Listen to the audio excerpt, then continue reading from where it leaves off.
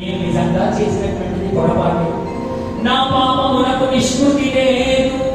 నేను చేసినటువంటిది మహాపాపం, నిష్కృతి లేదు, నాకు ఈ విధంగా జరగవలసిందే అని ధారాపాపంగా ఏడ్చాడు. ఎంత ఏడ్చాడు అంటే పరీక్షిత్తు మహారాజు మొత్తం ఆత్మశాంతినంతా కోల్పోయాడట.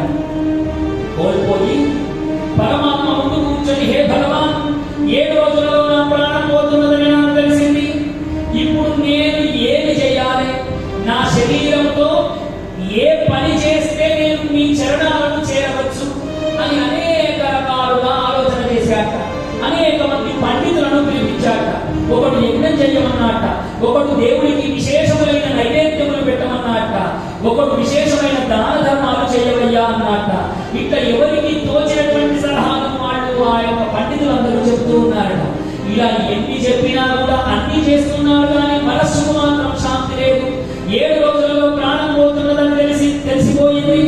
పరీక్షిత్తు మహారాజుకు తెలిసింది, మనకు తెలియలేదు, అంతే తేడా. విన్నారా? మనందరికీ కూడా నిజంగా ఎవరైనా వచ్చి నువ్వు 7 రోజులలో చనిపోతున్నావురా అంటే మనం ఏం చేస్తామండి? భగవంతుణ్ణి చేరే మార్గం వరకు ఆలోచన చేయము. ఎక్కడెక్కడ ఎల్ఐసి బండ్లు దాచిపెట్టామో అవన్నీ ఒక చోటికి తెచ్చి ఆస్తి పాస్తులన్నీ ఎక్కడున్నాయో అన్ని సరి చూసుకొని పోతాం. మనం చేసే పని ఇదైతే పరీక్షిత్తు ఆలోచన ఏముందో చూడండి. ఏ విధంగా నేను భగవంతుణ్ణి చేరాలో ఆలోచన చేస్తూ ఉన్నాడు. ఈ ఆలోచన మనము కూడా చేయాలని భాగవతం మార్గదర్శనం చేస్తూ ఉన్నది.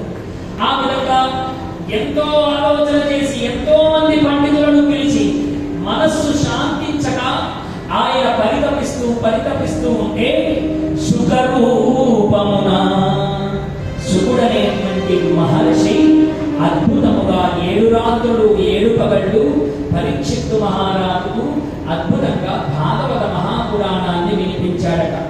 ఈ భాగవత మహాపురాణాన్ని విన్నటువంటి పరీక్షిత్తు మహారాజు ఆత్మశాంతించి ఆయన చివరకు నారాయణుడిలో ఐక్యమైపోయాడని మనకు భాగవతంలో ముందొస్తాం.